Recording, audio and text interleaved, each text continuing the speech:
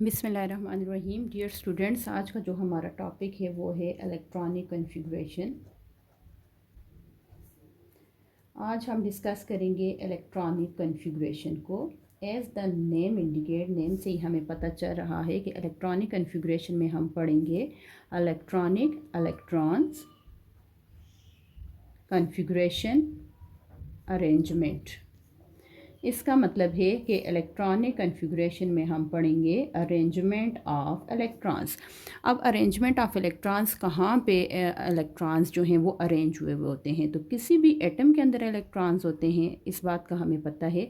अगर हम एटम के स्ट्रक्चर की बात करें तो एटम का कुछ स्ट्रक्चर इस तरह से होता है जिसमें टू पार्ट्स होते हैं। एक आउटर सर्कुलर पार्ट होता है और एक इनर स्मॉलर सर्कुलर पार्ट होता है। जो आउटर पार्ट है इसको शेल या ऑर्बिट कहते हैं और जो इनर सर्कुलर पार्ट होता है इसको न्यूक्लियस कहते हैं। अब ये जो आउटर सर्कुलर पार्ट है इसमें इलेक्ट्रॉन्स मौजूद होते हैं और जो इनर सर्कुलर पार्ट है न्यूक्लियस, इसके अंदर प्रोटॉन और न्यूट्रॉन मौजूद होते हैं। तो इसका मतलब है कि ये जो ओवरऑल एटम है इसके 3 पार्ट्स होते हैं, that is electron, proton and neutron. अब यहाँ पे इलेक्ट्रॉनिक कॉन्फ़िगरेशन, अगर हम इलेक्ट्रॉन्स की अरेंजमेंट की बात करें तो वो हम डिस्कस करेंगे कि इलेक्ट्रॉन्स किस तरह से अरेंज हुए होते हैं शेल या ऑर्बिट के अंदर। अब ये जो शेल या ऑर्बिट है ये हमारे पास 4 इन नंबर होते हैं और इस शेल या ऑर्बिट को रिप्रेजेंट किया जाता है के, एल, एम और एन से रिप्रेजेंट किया जाता है।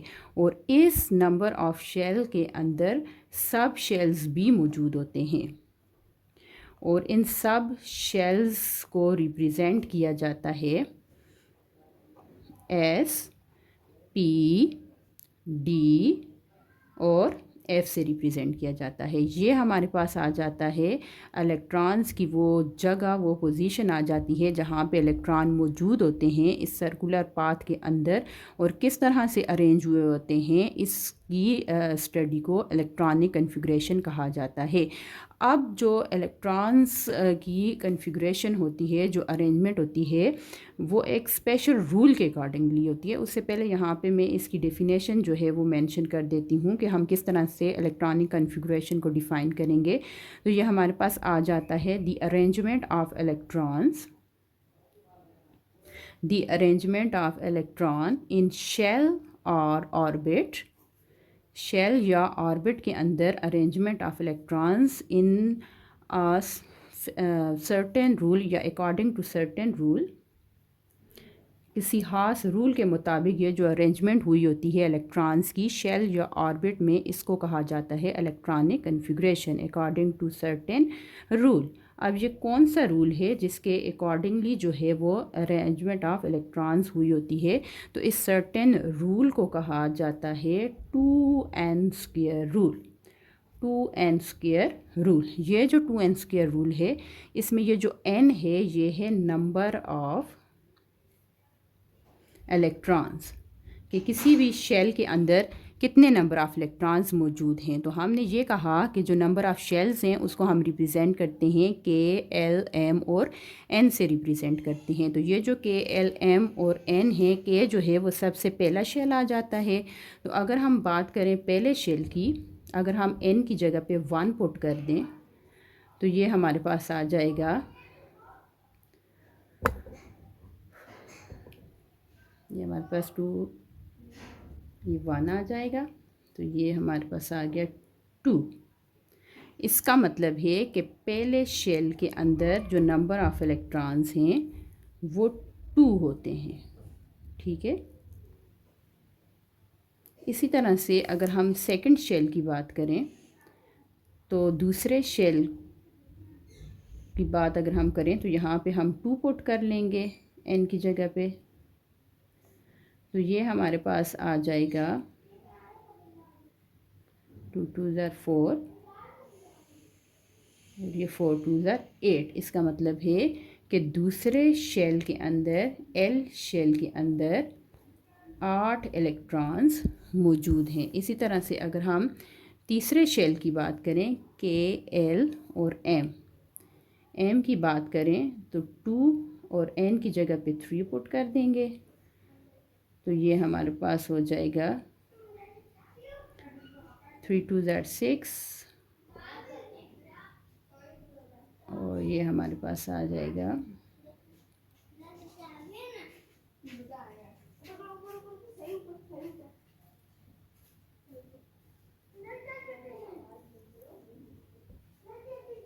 3 3 ज़ 9 स्क्वायर है ना उसका, तो ये 9 2 ज़ 18 हो जाएगा, 18 इलेक्ट्रॉन्स आ जाएंगे। ये तीसरे शेल की हमने बात की। इसी तरह से अगर हम चौथे शेल की बात करें, एन शेल की बात करें, तो एन शेल में हमारे पास आ जाएगा, चौथा शेल है तो यह आ जाएगा 4 4 ज़ 16 और 16 2 ज़ 32। तो चौथे शेल में नंबर ऑफ़ इलेक्ट्रॉन्स मौजूद होते हैं 32। इसका मतलब है कि अगर हम एटम के अंदर पहले शेल की बात करें तो पहले शेल के अंदर कितने इलेक्ट्रॉन्स मौजूद होते हैं? 2 इलेक्ट्रॉन्स मौजूद होते हैं। इसी तरह से अगर हम दूसरे शेल की बात करें तो दूसरे शेल के अंदर कितने इलेक्ट्रॉन्स मौजूद होते हैं? के बाद एल के अंदर 8 इलेक्ट्रॉन्स मौजूद होते हैं, 4 6 और 8। इसी तरह से फिर आगे फर्दर जो है वो नंबर ऑफ़ इलेक्ट्रॉन्स मौजूद होते हैं। तो इस तरह से हमें ये पता चला कि किसी भी एटम के अंदर जो इलेक्ट्रॉन्स हैं वो एक ख़ास पैटर्न के मुताबिक अरेंज हुए हुए होते हैं। इस तरह से नहीं है कि हम अपनी मर्ज़ी से हर शेल के अंदर इलेक्ट्रॉन्स को ऐड कर देंगे। बाकायदा प्रॉपर एक सर्कुलर पाथ होते हैं। हर सर्कुलर पाथ के अंदर एक रूल के मुताबिक, 2n² रूल के मुताबिक अगर हम पहले शेल की बात करें तो हम उसमें 1 पुट करके उसका रिज़ल्ट देखेंगे तो 2 इलेक्ट्रॉन हैं। अगर दूसरा शेल है तो 2 पुट करके हम उसमें देखेंगे तो 8 इलेक्ट्रॉन्स हैं। तीसरे शेल की बात करेंगे उसमें हम 18 इलेक्ट्रॉन्स एकोमोडेट हो सकते हैं। 18 से ज़्यादा इलेक्ट्रॉन नहीं आ सकते। पहले शेल के अंदर हम अपनी मर्ज़ी से 2 से ज़्यादा इलेक्ट्रॉन नहीं डाल सकते। दूसरे शेल के अंदर हम अपनी मर्ज़ी से नहीं इलेक्ट्रॉन्स एकोमोडेट कर सकते। सिर्फ़ और सिर्फ दूसरे शेल के अंदर 8 ही इलेक्ट्रॉन्स आ सकते हैं। हम इसमें 10 इलेक्ट्रॉन्स जो हैं वो ऐड नहीं कर सकते। तो इस तरह से हर एटम की एक प्रॉपर अरेंजमेंट होती है। अब ये जो एटम्स की अरेंजमेंट होती है, अब हम अगर बात करें पीरियोडिक टेबल की या डिफरेंट हम एलिमेंट्स की बात करें तो अब हम यहाँ पे सबसे पहले बात करते हैं हाइड्रोजन की। तो हाइड्रोजन का हमें पता है कि एटॉमिक नंबर है 1। तो इसका मतलब है कि हाइड्रोजन के अंदर जो है वो इलेक्ट्रॉनिक कन्फिग्रेशन अब किस तरह से कितने इलेक्ट्रॉन्स होंगे, तो इसको समझने के लिए हम जो है यहाँ पे क्या करते हैं, प्रॉपर जो है वो मैं आपको इस तरह से लिख के बताती हूँ ताकि आपको समझ आ जाए। अब हमने यहाँ पे कहा कि पहला जो शेल है उसको के कहते हैं, दूसरे को एल, तीसरे को एम और चौथे को एन शेल कहते हैं। अब पहले शेल के अंदर जो है वो एक सब शेल होता है जिसको हम एस कहते हैं। दूसरे शेल के अंदर 2 सब शेल होते हैं, एस और पी से उसको शो किया जाता है। तीसरे शेल के अंदर 3 सब शेल होते हैं जिसको शो किया जाता है एस, पी और डी से। इसी तरह से अगर हम चौथे शेल की बात करें तो चौथे शेल के अंदर 4 सब शेल होते हैं, एस, पी, डी और एफ। ठीक है, ये आपने याद रखना है कि पहले शेल के अंदर। अच्छा क्लास, इसको जो है ये जो मैंने आपके सामने लिखा है इसको कहा जाता है हेड टू टेल रूल। ठीक है, इसको जिस तरीके से अभी मैं आपको बताऊंगी ये है हेड टू टेल रूल।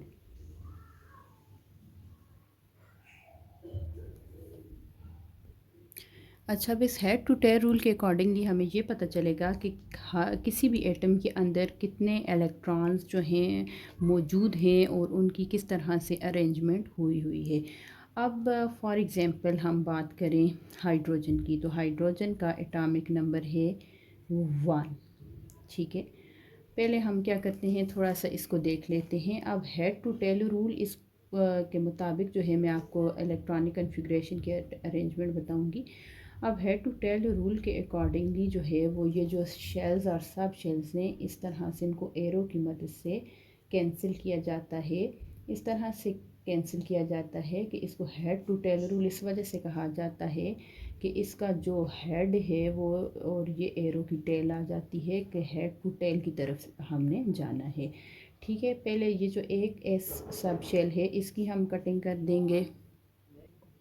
अच्छा, कटिंग करने से पहले हम ऐसा करते हैं, यहाँ पे मेंशन कर देते हैं कि ये हमारे पास जो है वो पहला शेल है, यहाँ पे भी हम 1 लिख लेंगे, यहाँ पे भी 1 लिख लेंगे। इसको बहुत गौर से आप लोगों ने देखना है।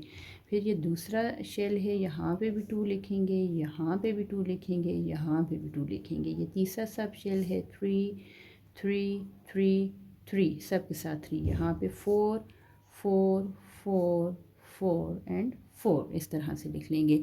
अब इसकी कैंसलेशन करनी है हेड टू टेल की तरफ। तो ये पहला एरो है जिससे हमने एस को काटा, फिर ये दूसरा जो 2s है इसको हम कैंसिल करेंगे। अच्छा, जब मैं ख़ुद पढ़ती थी, जब खुद मैं स्टूडेंट होती थी, मैं क्या करती थी, इन दोनों को इकट्ठा काट देती थी। उससे जब मैं इलेक्ट्रॉनिक कन्फिग्रेशन लिखती थी तो उसका रिज़ल्ट ठीक नहीं आता था। तो आप लोगों ने ये गलती नहीं करनी। सबसे पहले ये जो सिर्फ पहला 1s है इसको कैंसिल करना है, फिर जो है वो सिर्फ जो 2s है उसको, इन दोनों को सिंगल सिंगल कैंसिल करना है। फिर उसके बाद ये जो p और s हैं इसको हेड टू टेल की तरफ जो है वो, हेड से टेल की तरफ जो है वो कैंसिल करना है इकट्ठा। फिर p और s को जो है हेड से टेल की तरफ जो है वो कैंसिल करना है। फिर इनको इस तरह से कैंसिल करना है, दो दो को करना है। पहले आपने एक सिंगल को, फिर सिंगल को, फिर दो दो को करना है। ठीक है, मैं आपको दोबारा ये बात बता रही हूँ कि ये अक्सर स्टूडेंट्स ये गलती करते हैं कि इन दोनों को इकट्ठा काट लेते हैं, जिससे फिर जब आप इलेक्ट्रॉनिक कन्फिग्रेशन लिखते हो तो उसका रिज़ल्ट ठीक नहीं आता। पहला जो शेल है उसके अंदर जो सब शेल है उसको भी सिंगल कैंसिल करना है, दूसरा भी जो है वो सिंगल है। फिर उसके बाद दो दो को आपने साथ साथ कट डाउन करना है, और फिर ये भी सिंगल आ गया और ये भी सिंगल आ गया। अब हमने ये बात यहाँ पे पढ़ी थी कि जो हमारे पास के शेल है उसके अंदर जो सब शेल्स आ जाते हैं, वो नंबर ऑफ़ सब शेल्स जो हैं वो 1 आ जाते हैं। ठीक है, और इस सब शेल 1 के अंदर जो है वो 2 इलेक्ट्रॉन्स जो हैं वो मौजूद होते हैं। ये चीज़ आप लोगों ने खुद याद रखनी है कि इस सब शेल के अंदर 2 इलेक्ट्रॉन्स जो हैं वो एकोमोडेट हो सकते हैं। इसी तरह से अगर हम बात करें, पहले देखें हमने इस तरह से बात की थी ना कि जो पहला शेल आता है उसके अंदर 2 इलेक्ट्रॉन्स होते हैं। ठीक है, और इसके अंदर एक सब शेल होता है तो इसमें 2 इलेक्ट्रॉन्स हो गए। अब दूसरे जो शेल है उसकी अगर हम बात करें तो उसके अंदर 2 सब शेल है। हमने टोटल बात की थी कितने इलेक्ट्रॉन्स होते हैं, 8 इलेक्ट्रॉन होते हैं दूसरे सब शेल के अंदर। लेकिन जो 8 इलेक्ट्रॉन्स हैं, सब शेल जो है वो इसके अंदर 2 हैं, तो 8 के 8 जो हैं वो एक सब शेल के अंदर नहीं होते। पहले एस के अंदर 2 हैं, 2 से ज़्यादा नहीं आ सकते, और पी सब शेल के अंदर 6 से ज़्यादा इलेक्ट्रॉन नहीं आ सकते। तो ये 6 और 2 जो है वो 8 इलेक्ट्रॉन हो गए। इसी तरह से पी के अंदर 6 इलेक्ट्रॉन आ सकते हैं, 6 से ज़्यादा नहीं आ सकते, और डी के अंदर जो है 10 इलेक्ट्रॉन्स जो हैं वो एकोमोडेट करते हैं। तो पी के अंदर 6, डी के अंदर 10 और फिर एफ़ के अंदर 14 इलेक्ट्रॉन्स जो हैं वो एकोमोडेट करते हैं। इस तरह से हमें पता चला कि पहले शेल के अंदर 2 इलेक्ट्रॉन होते हैं, दूसरे शेल के अंदर 8 इलेक्ट्रॉन होते हैं, तीसरे शेल के अंदर 18 इलेक्ट्रॉन होते हैं, 10 6 16 और 2 18। और इसी तरह से चौथे शेल के अंदर हमने यहाँ पे ये चीज़ पढ़ी थी कि 4 इलेक्ट्रॉन्स जो हैं वो होते हैं, सॉरी 4 शेल्स होते हैं, जिसकी वजह से हम ये कहते हैं कि 32 इलेक्ट्रॉन्स जो हैं वो एकोमोडेट कर सकते हैं। तो यहाँ पे हमने लिखा कि एन शेल के अंदर जो है वो 32 इलेक्ट्रॉन्स हैं, 14 10 6 और 2 जो है ये मिला के 32 इलेक्ट्रॉन्स जो हैं हमारे पास आ गए। अब अगर हम इसको देखें तो इसके अकॉर्डिंगली अगर कोई हाइड्रोजन की बात करे, तो अगर हमें हाइड्रोजन की इलेक्ट्रॉनिक कन्फिग्रेशन लिखें तो हाइड्रोजन के अंदर एक ही इलेक्ट्रॉन है, तो हम इस तरह से लिखेंगे कि हाइड्रोजन, और इसके एटॉमिक नंबर क्या है हमारे पास 1 है, तो ये हो जाएगा 1s1। ठीक है, ये नंबर ऑफ़ इलेक्ट्रॉन्स हैं, ये जो है वो नंबर ऑफ़ शेल्स हैं। ठीक है, तो यहाँ पे हमने लिखना है कि एक इलेक्ट्रॉन है। अब इसको थोड़ा सा हम आगे चले जाते हैं। दूसरा हमारे पास जो एलिमेंट आ जाता है वो है हीलियम। हीलियम का एटॉमिक नंबर है 2। तो अगर हम इसकी इलेक्ट्रॉनिक कन्फिग्रेशन लिखेंगे तो वो हमारे पास क्या हो जाएगी 1s2। ठीक है, इसी तरह से अगर हम बात करें तीसरे एलिमेंट की, लिथियम की, तो लिथियम का एटॉमिक नंबर है 3। तो अब हम यहाँ पे लिखेंगे 1s2। अब आगे हम किस तरह से लिखेंगे, अब हम जाएंगे दूसरे एरो की तरफ, 1s2 दूसरे एरो की तरफ जाएंगे तो ये हो जाएगा 2s2। अगर लिखेंगे तो टोटल 4 इलेक्ट्रॉन हो जाएंगे, तो इसका मतलब है कि यहाँ पे हम 1 लिखेंगे तो 2 और 1 ये कितने इलेक्ट्रॉन्स हो गए, 3 इलेक्ट्रॉन्स हो गए। पहले हमने पहले एरो को ख़त्म करना है, फिर दूसरे एरो को ख़त्म करना है, फिर हमने तीसरे एरो की तरफ जाना है, फिर हमने चौथे एरो की तरफ जाना है, फिर पांचवें एरो की तरफ, फिर छठे की तरफ, फिर सातवें की तरफ हमने जाना है। तो अब यहाँ पे अगर मैं सोडियम की बात करूँ तो सोडियम का एटॉमिक नंबर आ जाता है, सोडियम के एटॉमिक नंबर की बात करूँ तो 11 है इसका एटॉमिक नंबर। अच्छा, सोडियम का नंबर एटॉमिक नंबर है 11। तो अब ये बहुत गौर से आपने देखना है, यहाँ से आपको बिल्कुल क्लियर हो जाएगा। अब यहाँ पे हमने सबसे पहले जो पहला एरो है उसको लिखना है 1s2, 2 इलेक्ट्रॉन हो गए। अब हमने जाना है दूसरे एरो की तरफ, दूसरा एरो है 2s2।